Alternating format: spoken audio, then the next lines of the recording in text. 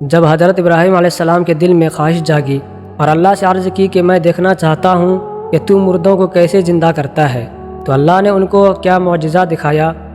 یہ اس وقت کی بات ہے جب حضرت ابراہیم علیہ السلام توحید کی دعوت دیتے، بت توڑتے اور لوگوں کو اللہ کی طرف بلاتے تھے، مگر ایک دن ان کے دل میں اللہ کی ایک نشانی دیکھنے کی شدید خواہش جاگ اٹھی۔ یہ خواہش اس لیے تھی کہ ابراہیم علیہ السلام قیامت کے دن مردوں کے زندہ ہونے پر مکمل یقین تو رکھتے تھے، مگر دل کو اور زیادہ مطمئن کرنے کے لیے ایک زندہ معجزہ دیکھنا چاہتے تھے۔ وہ اللہ سے عرض کرنے لگے، اے میرے رب، مجھے دکھا کہ تو مردوں کو کیسے زندہ کرتا ہے۔ اللہ نے جواب دیا، کیا تم ایمان نہیں لائے؟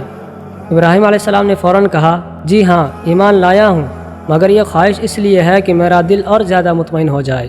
اللہ نے فرمایا، اچھا تو 4 پرندے لے آؤ، انہیں اپنے پاس پالو اور مانوس بنا لو، مطلب پرندوں کو اتنا عادی اور تربیت یافتہ بنا دو کہ جب تم انہیں بلاؤ تو وہ فوراً تمہاری طرف آ جائیں۔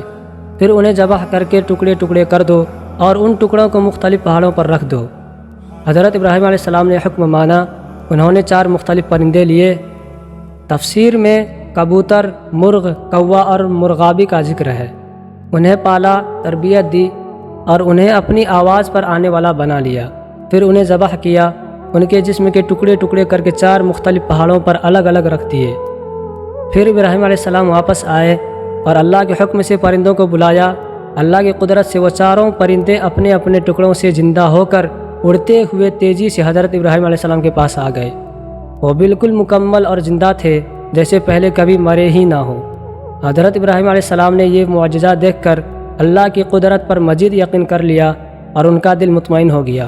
یہ واقعہ قرآن مجید کی سورۃ البقرہ میں درج ہے۔